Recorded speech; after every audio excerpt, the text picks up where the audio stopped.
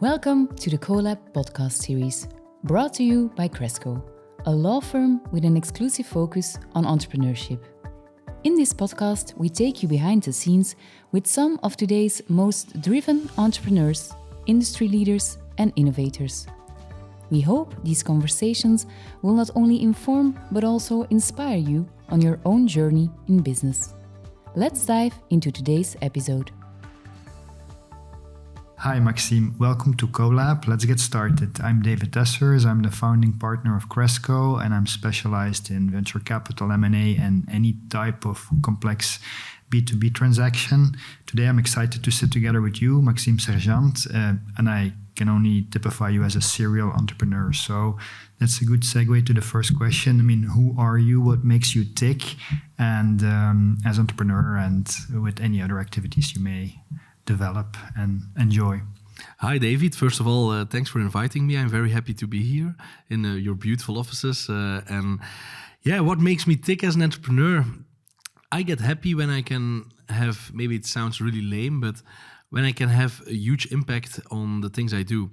So I started when I was 18 years old with my first tech startup, Baker Online, that you can order online your bread, let's say a Shopify for chain bakeries and artisan bakeries, because I wanted to make an impact in a very old-fashioned industry where they already have the recipe of that croissant sometimes for 3-4 generations. I want them to access the digital world, to see e-commerce not as a threat but as an opportunity, and to make their processes more efficient and have less waste, because I can predict at 99% accuracy how many croissants they need to bake for tomorrow, and that's cool. And that's what make me tick. And in all the activities I already did, and I do, and I will still do, I do not want to do it around the church of my hometown, Lovendegem. I want to do it bigger. I want to make it scalable. To have a scalable impact, I think that's really what made me tick, and that's with technology.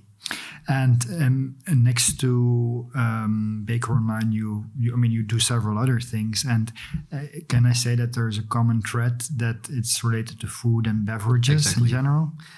Until now, I always did almost the same. Always in food and beverage, and always with e-commerce, payment, and data analysis. So let's say I did 3 big activities in my entrepreneurial career. It's Baker Online in the bakery business, then Butcher Online in the butchery business, and then Order Billy in the hospitality industry. It's 3 times almost the same. It's e-commerce, it's payment, it's prediction, and it's data science and seeing market trends and develop valuable insights. And I mean, you say that you started at 18 years old almost, in creating your first startup. I had faster my VAT number than my driving license. Oh, really? Oh, fantastic. And what were the challenges you had when you set up your first company, and how did that evolve, or which lessons did you take into account for your future adventures? The only way in entrepreneurship to learn to be an entrepreneur is just by doing it and by making mistakes. So also I made a lot of mistakes in the beginning, and I'm very happy that I made them. So I learned and I grew from it. And when I started at 18, I was too early in the market. When I founded Baker Online, it was 2012, and it was too early. When I should redo it again, I would start in only 2016, I think, because there was no need. I needed to create the need, and that costs a lot of money, a lot of energy to convince your target market that they need it. It's much easier when they already know that they need it. But I think it's very common with innovation that in innovation entrepreneurship, most of the time the founders are a little bit visionary. They see, the future will evolve like this.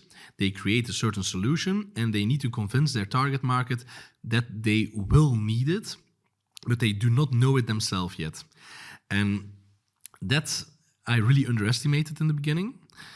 But it's part of the innovation cycle, I think. And I'm happy that I was perseverant, because my environment in the early beginning said, Maxim, why are you wasting your time and energy? And with Baker Online, the bakeries are not waiting on it, and please do something else with your skills. I said, no, I'm sure we will break through. And we did.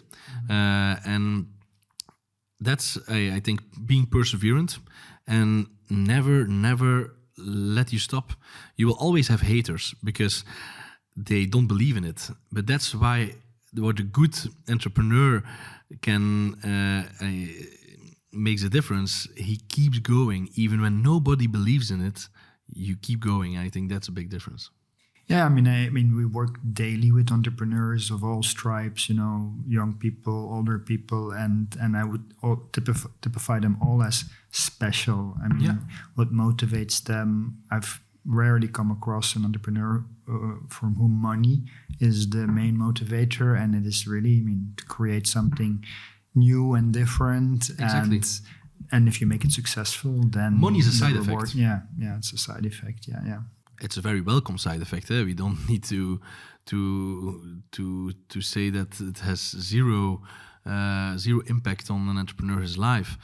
The rest that it gave me to have, because I come from nothing. I made everything myself. I started with just a few euro that I earned as a kid by being a referee in basketball, and then the fulfillment that you feel inside, that when you sell the first time your company, you do your first exit, that feeling is insane.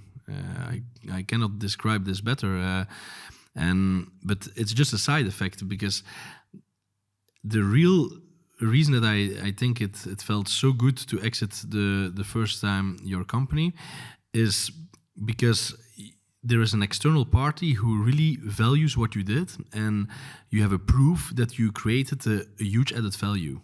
And it's that confirmation of the market, let's say, that I think gave me the best feeling. Mm-hmm. Also most serial entrepreneurs I know, we work for tech entrepreneurs, they build their company, they sell it, they're hungry and maybe a bit less foolish than the first time, and then they use those lessons to start something new. But what is different with you is that, you run multiple companies at the same time. How do you do that? How do you organize yourself to make that possible?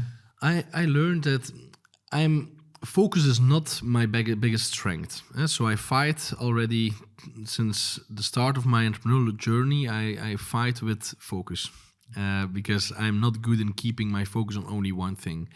And I learned that it's better to accept that being defocused and that I need 2, 3, 4 things at the same time. That's a part of my personality, and it's better to not fight against it, but use it in my strength, in the strength, because I can easily go from A, B, C, chuck, very quick shifting in my mind, and I love that. I need that. That gives me energy. So I decided, the moment I sold the majority of Baker Online and I went into a corporate venturing journey with Piratos, I focused on the internationalization of Baker Online, and I decided, okay, this is my main focus. And when I have a new thing coming on my path, I will not do it myself. I will be an investor and a board member, but I will work with very talented people to manage it on an operational and daily basis, so that I can keep my focus with my first baby, Baker Online, because I felt the most commitment with it, and I also had the commitment with Piratos. So that's how I did it. Like when I founded my business in the QR ordering, I founded it with a co-founder. Later, we merged with very talented people. We did a merge with our biggest competitor, not only for the market, but also for the technology, and mostly for the people. All the good people, they came into our cap table, and from that moment, they started to manage the company. So I think a big skill of a serial entrepreneur is to learn that what your own capabilities are, and also to know what you're not good in, and to surround you with people who are much better in it, and to go fast enough outside the operational part. In my case, with how my brain is wired, my strongest skills are not in the operational daily management. Yeah, it's good to know what you're good at and what you don't, because you see very often entrepreneurs, a company started, they are team of friends often, grow to 10 people, 20 people, and there are some entrepreneurs that adapt and that can, take for example Felix van der Malen of Colibra, whom I met many years ago when it was a really small company. Now it's big, huge, is a unicorn, and he remains CEO, and he clearly has been able to adapt his role from managing 10 people to managing, I don't know what their headcount is now, 500 or 1,000 people. But there's also other cases that you then, certainly when you have investors on board, that some founders need to be confronted with the fact that there are limitations and that he or she may not be the right person to move the company to the next stage, and cannot let go from their previous. And I prefer to see that from myself. Let's say to accept from myself my strengths and my weaknesses, and to organize it before somebody else wants to organize it. Like I prefer to say, look, I will not be the CEO, I will be the chairman of the board and responsible for M&A, by example, then that an investor needs to say, Maxim, sorry, you need to go, we have a new CEO because you are not good anymore. So I do a lot of reflection about which role for myself is the best in which moment of time in the timeline of a company, because in the early stage startup you need a different management style than in a later phase, and I really love that early stage vibe, and to find the first market traction, going with your MVP on the market. That's my strength. And then afterwards I know that I'm not the best CEO. And knowing that is one of the most important insights that I got in my career. Yeah. You talked also about, you've raised funding with different types of investors. You mentioned Puratos already yourself as a corporate that also makes investments versus financial investors. In my experience, it's one of the topics I mostly focus on is corporate partnering, corporate venturing, and it's super complicated to get it right. So in what can you elaborate on the difference between corporate and financial investors and how you deal with it? It's a very complex marriage. So I am still a very strong believer of corporate venturing. I think corporate venturing is still a very strong way for a corporate to attach themselves, to connect them with a startup, with a scale-up, that it's their speedboat and that they can bring innovation within their group much faster than they would do it alone. Because a corporate gets more slowly. They have other kind of people working there than the entrepreneurial scale-up startup vibe, and I think it's a beautiful marriage when they can connect with each other with corporate venturing, like I did together with Puratos. But it's complex. It's a totally different structure than with private equity or with venture capital or with the family fund. I think what I like the most with corporate venturing, that it's not purely financial transaction. It's much more strategic transaction. And it's not only about the money. It's about really clicking into the organization and using the organization as a flying wheel to accelerate growth and to have a growth impact on both sides. When I collaborated with Puratos, the goal was, of course, to accelerate Baker Online, because Puratos has worldwide more than 2,000 sales reps visiting artisan and chain bakeries. So I thought, wow, amazing. That will accelerate my growth of my SaaS product much faster. And on the other side, with our data insights, the fact that we really help bakeries grow on average with 15%. When a bakery grows with 15%, they will need more ingredients and buy more at Puratos. So that's something what I really love with corporate venturing, is that you have an impact on the scale-up side and on the corporate side, both an impact on growth, the direct and the indirect impact. And that's what that's the reason why I strongly believe also in other files in corporate venturing. Yeah. I think you can look at it from the positive and the negative angle. Very often, if we work with startups, and we see actually a lot of corporate venturing activity, and primarily for companies that have fantastic technology, for example, in the life sciences, but in order to scale, start manufacturing hardware, and then to commercialize, great product, but you have end customers that say, yeah, but where's your worldwide support and maintenance organization? And it's just not possible to do it yourself. And on the positive, and when we advise them, on the negative side, you say, okay, what you need to do is to look very carefully, what is your freedom to operate after you enter into this relationship, and how do you get out of it if it's not working? Can you still raise funding at good terms, and can you optimize your chances in an M&A exit? That is like the negative formulation. The positive one is, of course, I'm also a very strong believer if it's very well structured. You have an amazing channel to grow, you have a source of capital, and you already have a potential buyer on your cap table. So exactly. Yeah. When you sign for corporate venturing, I think in 95% of the cases, this is also your full exit as a founder, finally. And that's very cool. Because you are also, it's always a long-term commitment. So the peace you feel inside as a founder, the moment you sign for corporate venturing, normally it's your last your last round or your last party you are involved with, and that's also a kind of peace you feel. The continuous search of new funds and new partners is over, so you can really focus on growing the business. So that's something I see as an advantage. What I should do differently is in the beginning of the corporate venturing, I should make more KPIs already at closing, really put as an addendum, very clear KPIs for both parties. That's something that most of the files I already saw, they forget. They put for the company which is the subject of the closing, they put a business plan and the goals and the KPIs for the company. But I think we also need to put KPIs on what the corporate needs to do for the company. Because there it sometimes goes really wrong.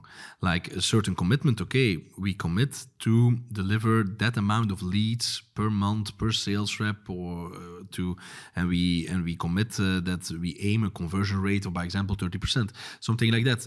Very clear KPIs also for the corporate, that they know, oh, we need to deliver too. Yeah. And the second thing that I would do differently is I would hire or use a consultant from the beginning for change management. I would really look for external help in guiding in the change management process, because that I really underestimated, and we lost valuable time with that. Yeah, what I also sometimes see is that it's underestimated how much internal resistance there can be within a corporate. Depends. I've had cases, where they partner with a startup, and if that is successful, it basically, could make hundreds of people redundant internally, and then top management wants it and says this is going to happen, and the obstruction levels seen post deal to absolutely make sure it does not work. And that is, and then you can write fancy contracts and everything. But and that's what we always say, you really need to operationalize this from day one and make sure that at all levels you have buy-in within you're an organization. Fully right. Yeah. On top level, on board level, group executive committee level, everybody aligned. Everybody sees the bigger picture. But then when you go to the levels below, and especially when you have a decentralized hierarchical organization internationally, with a very strong independency of the local general manager, local commercial director, when you don't have their buy-in, nothing will happen. And that's really a big fight, which can really drain the energy of the founder, where I think it's very important from the beginning to have the buy-in, or to have at least a great change strategy, and to not only do the top-down approach, but to do it from bottom up. To really show the sales reps, by example, that thanks to promoting the tool, that they will be able to achieve their own target easier. And that strategy I saw 2 years too late. Yeah, but that was, of course, with Baker Online, it really amplifies the business of Puratos. I mean, if that, it just increases expectations, delivery. Exactly. Yeah. And I mean, what's next for your various activities? I mean, you're growing, you have an M&A strategy. Yeah, full focus on buy and build. Yeah. In almost all different files. So I'm still involved in Baker Online, also in Butchers Online, in Order Billy, and with all 3 companies, we are doing now buy and build. We look for M&A for opportunities because we strongly believe that is the easy is not the right word maybe, but it's the way to grow. It's really the go-to approach, the go-to strategy. But then beyond Belgium, I mean, in Belgium, you in Belgium I consolidated already everything. I think in all the 3 segments, in bakery, butchery, and in hospitality, we have a market share of more than 90%. I think So I still only have with Order Billy 1 relevant competitor still in Belgium. And I would love to buy them at the right multiple. But further, it's mostly international. So we are looking to our neighboring countries to further roll up the market. And is that also very fragmented Yes. abroad? Yeah, very fragmented. By example, France is very fragmented. With Baker Online, we already did the acquisition of our biggest competitor 2 years ago, Rapidel. We bought there to gain our market leadership position there. But then with Order Billy, we have a huge potential in France. The market is fully fragmented. It's the time to roll up the market there. So that's what we will do. I love it. I love M&A. It's my biggest passion because I love the game of buying, selling, combining, and especially on a company level, because I always love to do sales. And I have the feeling that in M&A and in a buy and build strategy that you need to sell your vision, your idea to your target that they want to sell to you. And that's something I really love, that when you can really give somebody's baby a second life and make the baby in one signature much bigger, because the moment you sign, you can immediately gain your advantages of scale. And especially in software, it's a very grateful business to do buy and build, because 6 months after closing, the advantages of scale that you can generate are insane. You do not need to change a big plant of huge manufacturing things, because it's all software. So you have the very quick wins are there. You can migrate thousands of clients in 6 to 18 months on an efficient way, and you already can have an impact on your cost side of sometimes 50-70%. Yeah, I mean, buy and build is also, I mean, it's good that you're passionate about it, but it's also not easy to do right. I mean, I was yesterday having a talk with a client who it's more in the consulting business, that has bought several companies, and they're having, this analysis done now. Okay, we've now done 8 acquisitions in a row, and we've acted on several of them. I mean, how do you view us as have we done things right, basically? Yeah. And it's very difficult to get right, because of course what you want to avoid is people selling these businesses, having too much cash in their bank account, and then having no incentive whatsoever to stay following the acquisition. So how do you, in terms of reinvestment obligations, I'm very strict in that, because I'm an entrepreneur from, let's say, a farmer's mentality. It needs to be easy. I need to be able to explain to somebody who is waiting on the train what I'm doing as a business in a few words, or I do not do it. It needs to be crystal clear. And I really believe that when you want to have a profitable business and also profitable M&A strategy, you need to buy at the right price, because doing acquisitions too expensive, everybody can do it. Everybody can now go on the market and buy companies for too much money. Everybody would like to sell at a too high valuation. So it all starts already with buying at the right valuation, but also being interesting enough for the seller that they want to sell to you and that they are also really incentivized. So I always try to make the upfront amount as low as possible, but with a huge upside. Because I like to pay earnouts. I like to pay incentives, bonuses, because it means that we are creating value together. And that's a very strong statement I always do. They can call to all the acquisitions I did, and everybody can confirm that I paid the earnouts with a smile, because then you know you did great business, you created added value, you created together advantages of scale. So this is what I try. I try to make the upfront amount as low as possible, and then put everything in earnout and bonus structure, and that really makes them motivate to continue. Or I let them roll in our company. I do more like a merge, that they also really become shareholder in our company when the human capital is really valuable. I prefer that, because then you can stay really on long term together. Like I have now a target in Germany. I really like the founders.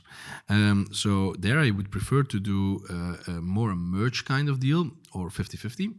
That they can roll partly into our cap table, because I want to them to grow the DACH region, that they are responsible for Germany, Austria, Switzerland, and doing then their further buy and build, and that it's their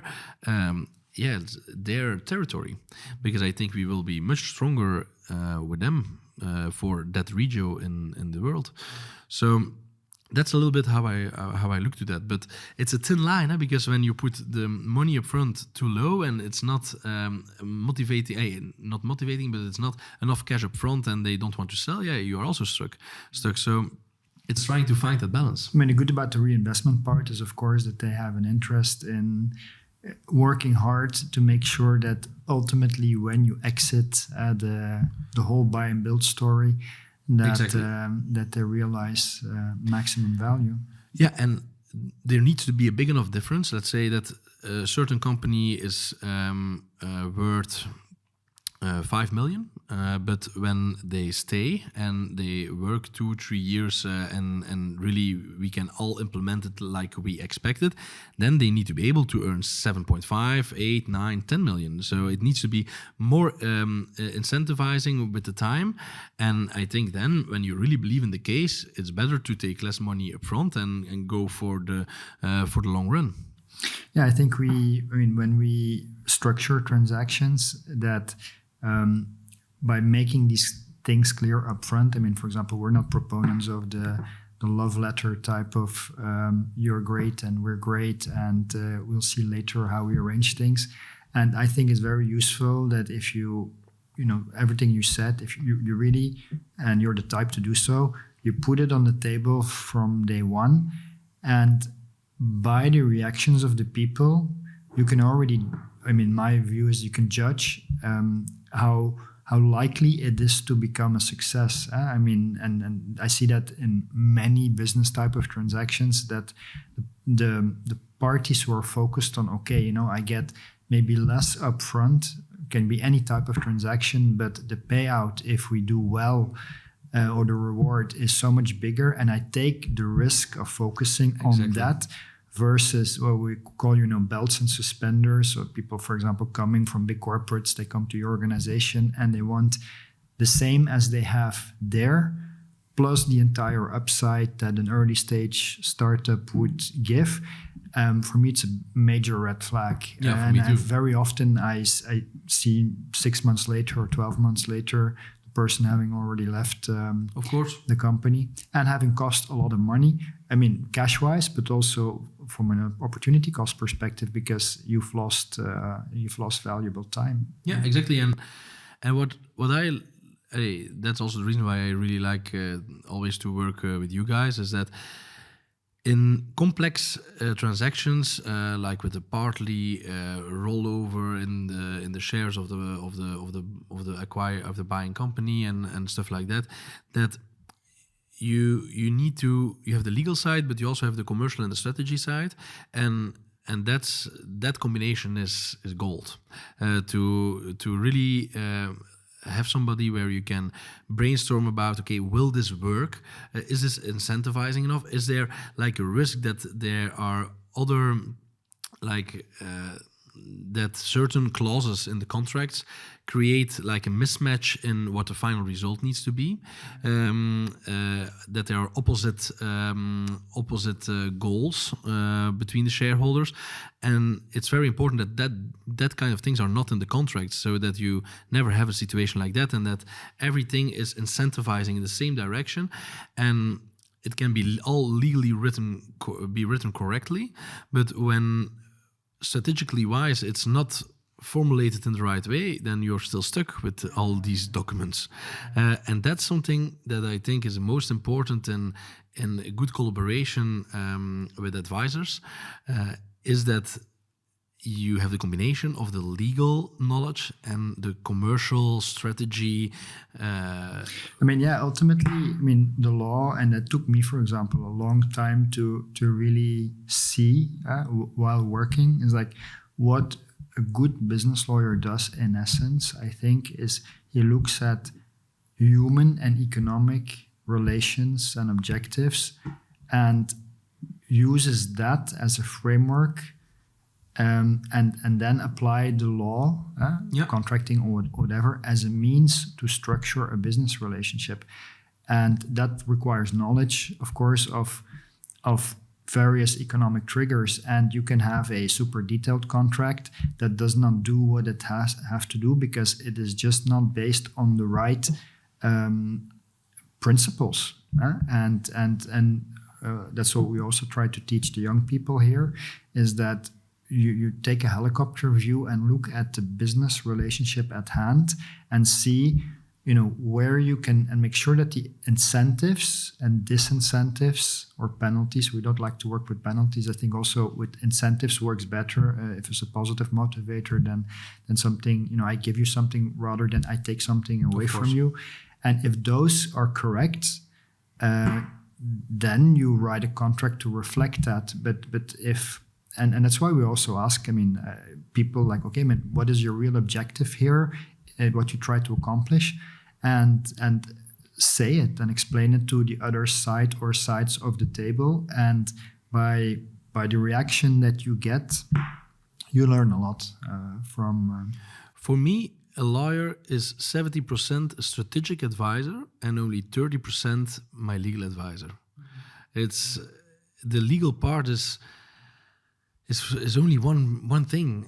It's like you said very beautifully. It's you just use the law that reflects correctly your strategic goals of the collaboration, and that's, I think, a big difference. In other types of law. Here we are in M&A, in complex business transactions. It's really about feeling the deal, and because you can do each deal on 10 different ways, but it's how you structure it before the closing that you almost define the success. Yeah. But it's also interesting. You talk about with passion about your buy and build strategy. We've worked with hundreds of entrepreneurs over the years, and we see certainly the last couple of years much more buy-side activity. I don't have hands and feet enough, to summarize the tech companies, startups, scale-ups that we've helped entrepreneurs sell, most often to foreign corporates, tech companies, US, UK.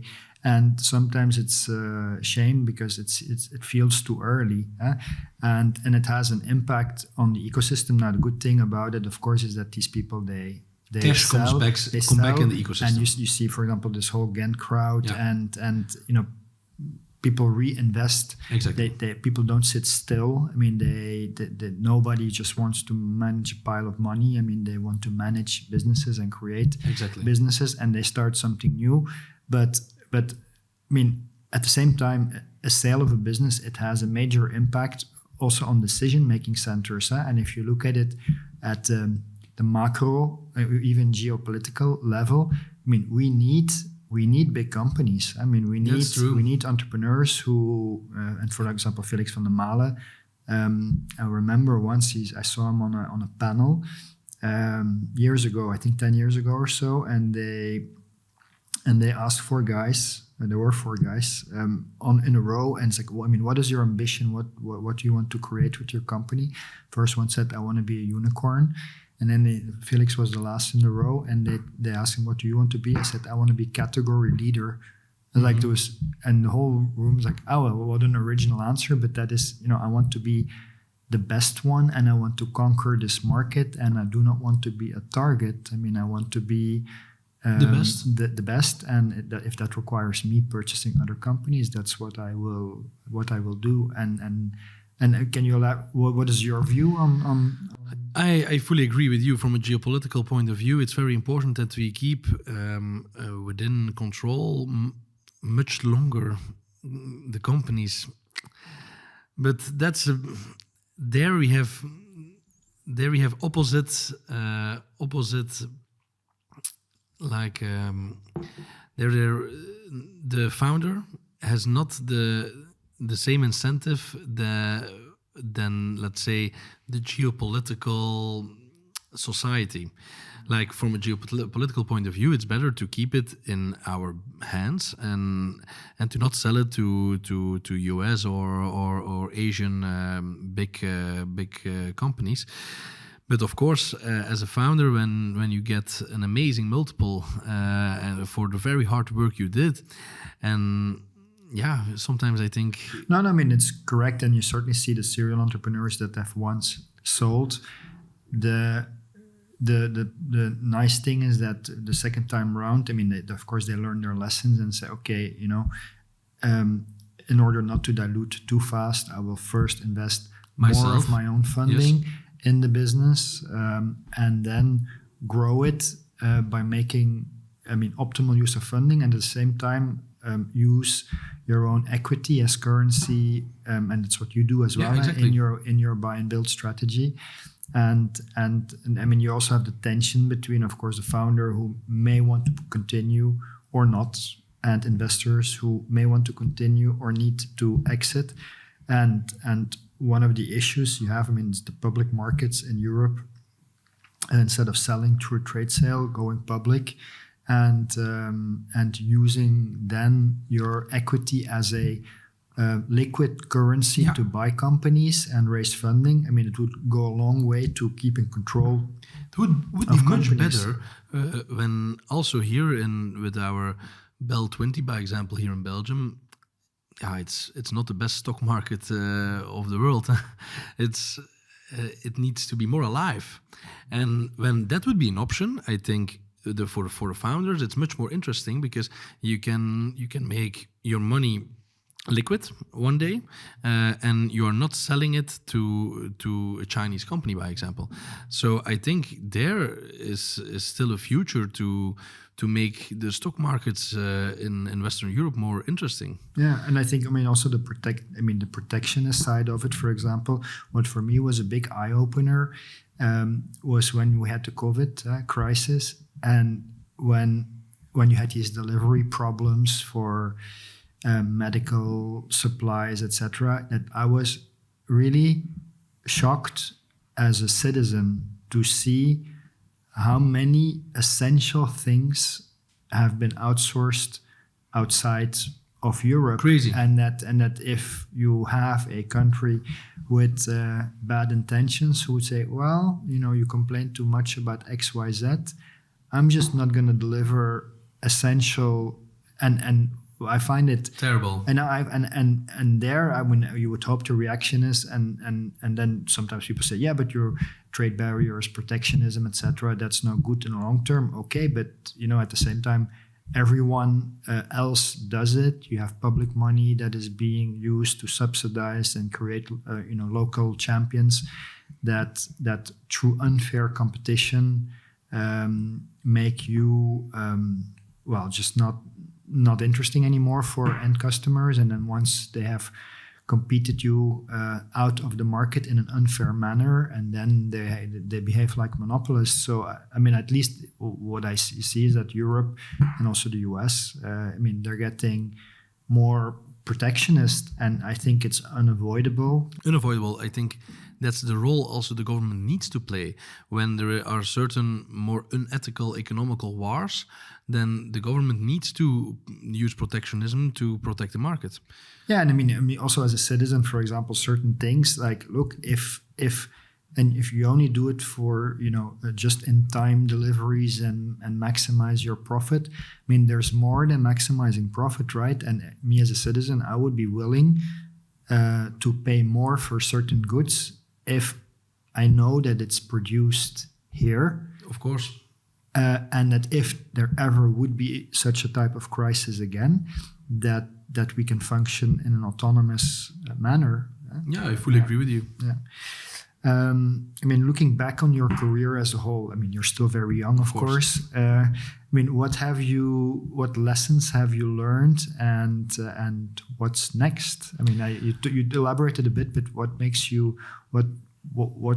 I mean, do you have an end goal? What you want to achieve? Yes, very good question. First of all, what I learned, I will always stay as crazy as I am, because I think it's a very thin line between being crazy or being a genius. And I think I don't know which I am from the two. I think I'm a beautiful blend of the two. And I think that's something to not fight against, but to use in their strength. And what I learned the most is I really grew as an entrepreneur the moment I had a mirror where I saw my natural power, but also my let's say the power, my vulnerable power, which we will be never be able to really develop well. And I focus on my natural power, and that's the way to grow. So that's for me my biggest learning, and I should advise it to everybody to think deeply what you're good in, what you're not so good in, and to organize your life that you really use your natural power, and that you select by example a few elements. I always talk about natural power, your vulnerable power, and the third one is the power you will be able to develop. So I have each year I put a few things that I want to develop and I want to grow in, and I think that's something beautiful in entrepreneurship, that you really have all the opportunities to become continuously better version of yourself, because you are yourself in the driving seat, so you can define your own role, and I think that's very unique. So this is something I learned, and I will continue. What I further learned, and more in corporate venturing, I already explained briefly about making more clear between the shareholders, making clear the objectives and what who will do what, to make that clear at closing, so that you really know to make people accountable, to also make a corporate accountable, and to think deeper in advance about how to organize the change management. By example, in the latest transaction we did with Order Billy, we evolved people from the investment company we work with, the key persons there, they are also now in our cap table. So it's not only the fund, but it are also the key people that will really need to do something that are now in the cap table. And that's, I think, the future. That also from a corporate point of view, and I think in corporate venturing, that the corporates really need also on a level, an operational level, they really need to think well about the incentivizing structures to decrease the risk that the change management and the whole being afraid of change kills the project. And I think there is a huge future in creative incentivizing models, also on an operational level, to really make a corporate venturing project successful. Yeah. Then what's coming next? At the moment, I'm in a phase where I think that I will never be a CEO of a company of, let's say, more than 10 people anymore in my life. I think my focus will be in further creating from and play my role in an early stage level. There it will be, I'm sure I will found in the future other companies where I will be the CEO until we get the first market traction, but fast enough finding great people to do that job, so that I can focus on more building the company outside the company with a buy and build approach, with strategic partnerships, with thinking about resellers, distributors, shareholder management, finding the right fund, the right match. Yeah, it's super fascinating, and I think I can create more value to work, let's say, outside the company than working inside the company. That's the biggest learning of the last years for me, and I will continue on that approach. And one day, it's already I say it already from when I started my first company. One day, my dream is to be full-time investor, but to become partner in a fund. I would never do that fully alone, or start a new fund with a few other people, but I think it's very important to do that organized. I do not believe in the business angel model. I think being a solely business angel, I don't believe that you can give the best added value to the startup. I think it's better to organize together for deal and flow, but also for coaching, that you have different skill sets around the table. Yeah, I think also, we work a lot with VCs and private equity players as well, and people who have been operators in the past have, either created a company, make it grow, or even executives in big corporates, and to really have this hands-on operating experience, they make very good investors, I find in general. I think and I also believe these funds that have not only investing partners, but operating partners, and that really dive deep into the companies that they're investing in and help them grow. That's a very nice model, because on the one hand you can invest, and on the other hand you can really make your hands dirty by working with the entrepreneur. Exactly, like by example, Pitch Drive is, I think, a beautiful example of a fund where there are serial entrepreneurs all reunited. It was like we did the journey with them, in the sense that we did the exit of expenditure to Sodexo. Yeah. And when Boris exited, you were also the lawyer there. I was the lawyer, with Boris and Wim.